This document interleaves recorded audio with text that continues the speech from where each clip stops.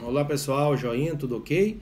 Bom, então hoje nós vamos falar rapidamente sobre dois sinais muito importantes que nós encontramos nos traumas abdominais fechados principalmente, né? Então nós estamos falando aqui de um acometimento, né? Isso direcionado ao trauma, tá? Não quer dizer que esses sinais aconteçam somente diante de um trauma, né? Ele pode acontecer também em questões clínicas, como por exemplo pancreatite. Tá? Mas aqui o nosso foco é exatamente o atendimento pré-hospitalar, essa situação de trauma, né? Então, o que é importante nós sabermos? Que quanto maior a troca de energia, maior o trauma. Ou seja, o que significa isso? Quando nós nos envolvemos em um acidente, por exemplo, eu tenho um contato, né? Uma colisão entre essas duas mãos. Quanto maior for esse contato, né? Quanto mais força for envolvida nesse contato, maior energia. E quanto maior a energia envolvida, mais lesão nós vamos ter, ok? Então, o que nós temos que gravar é isso, que quanto maior a troca de energia, maior o grau de lesão, ok? Então, essas lesões elas podem ser de ordem química, né? Irradiações, tá? Elétricas, enfim. É uma série de situações que pode culminar nessas lesões.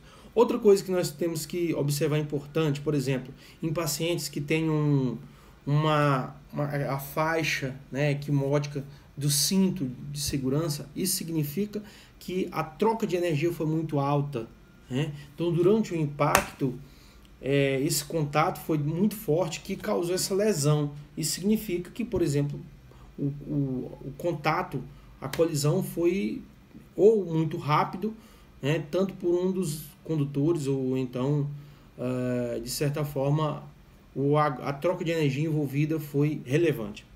Bom, então nós vamos falar aqui, só citar praticamente, eu já expliquei como é que funciona, exatamente sobre as lesões, né, que indicam sinais de Cullen e sinal de Grey-Turner.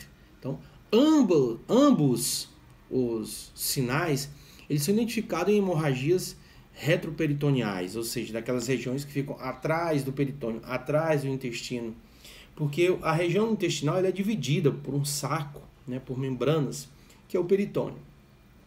E a outra região, por exemplo, os rins, os vasos, eles ficam em outra região, que é dividido por retroperitônio, ou seja, uma outra membrana, outro saco, ok?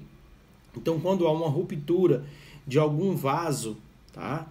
Então, há um sangramento e um extravasamento gerando um hematoma, tá? Por exemplo, o sinal de Cullen é um hematoma ao redor do umbigo periumbilical.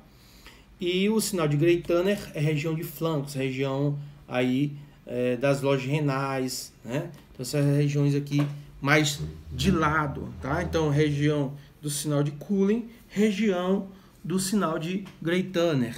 É importante o socorrista estar atento a esses sinais, porque geralmente ficam mascarados, né, diante desse trauma fechado, e eles não aparecem de imediato. Então, à medida que vai se passando o tempo, ele vai se sedimentando esse sangramento, né, e vai, de certa forma, evidenciando-se na pele, ok? Então, os socorristas têm que estar preparados. Não é um diagnóstico fácil, né? Pode ocorrer que esses pacientes tenham essa hemorragia ativa internamente, com distensão de abdômen tábua, né? Outra coisa importante é entender esse mecanismo de lesão, que as lesões, nesses casos, podem ser por cisalhamento ou por compressão. Quando eu falo de lesão por compressão, eu estou falando de estruturas, né, que se compactam, ok? E formam ali uma lesão por conta de compressão de órgãos, né? Por exemplo, um órgão contra o outro, um órgão contra uma parede do abdômen, enfim, e que gera uma compressão e uma lesão. Já a lesão por cisalhamento, eu tenho uma ruptura, né? Então ele estica tanto o vaso que rompe e começa a sangrar, ok? Fazendo o que nós chamamos de hemorragia interna, por exemplo, tá? Então, gente, essas são algumas orientações importantes, só recapitulando, né? Sinal de Cullen e sinal de Grey-Turner. Dois sinais importantes de hemorragia retroperitoneal. Então, se você gostou, dá aquele joinha e compartilhe. Subscreva-se no canal para que a gente possa divulgar mais informações e poder trocar essa experiência. Forte abraço a todo mundo. Felicidades!